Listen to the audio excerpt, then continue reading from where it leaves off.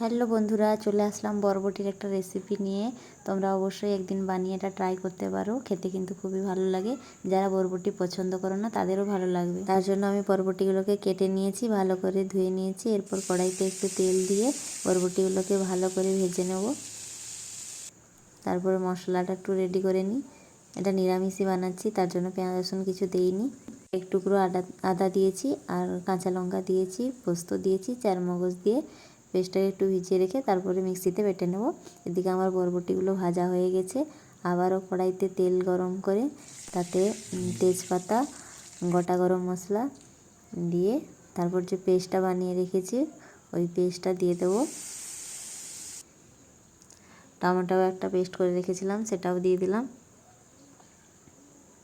এরপর মশলাটাকে ভালো করে কষিয়ে নেব।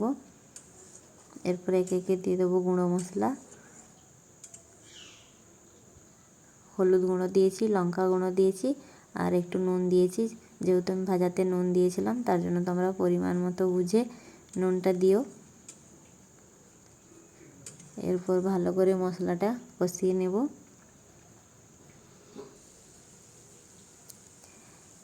এই দেখো মশলা থেকে তেল ছেড়ে গেছে।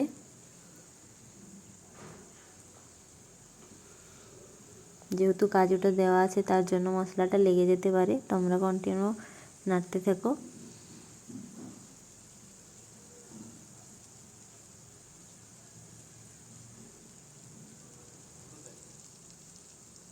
এই দেখো আমার মশলাটা ভালোভাবে কষানো হয়ে গেছে। এখন আমি যে ভেজে রেখেছিলাম বরবটিগুলো সেইগুলো দিয়ে দেবো।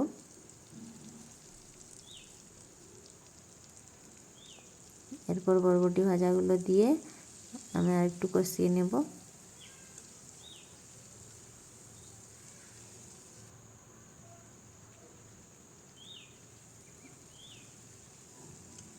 ভালো করে কষানো হয়ে যাওয়ার পরে আমি একটু জল দিয়ে দেবো এতে। এই দেখো, যেহেতু বরবটিগুলো সিদ্ধ হয়ে গেছে তার জন্য বেশি জল দিলাম না, অল্পই জল দিয়েছি। এখন দিয়ে দিচ্ছি একটু সামান্য পরিমাণ চিনি আর গরম মশলা গুঁড়ো,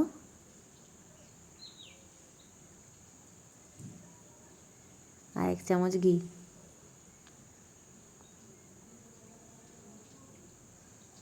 এই রেসিপিটিতে অনেক কিছু জিনিস দেওয়া যায়, যেমন নারকেল কোড়া দেওয়া যায়, তারপর যদি পনির থাকে কিংবা ছানা থাকে সেটাকে গ্রেট করে দেওয়া যায়, কিন্তু আমার কাছে ছিল না তাই আমি কিছু দেইনি। পুরো সিম্পলভাবে রান্না করলাম। এই দেখো, এখন আমি নামিয়ে নিয়েছি। কেমন হয়েছে রেসিপিটি অবশ্যই তোমরা জানিও কমেন্টে। যদি ভালো লেগে থাকে তবে একটা লাইক, কমেন্ট, শেয়ার করে দিও।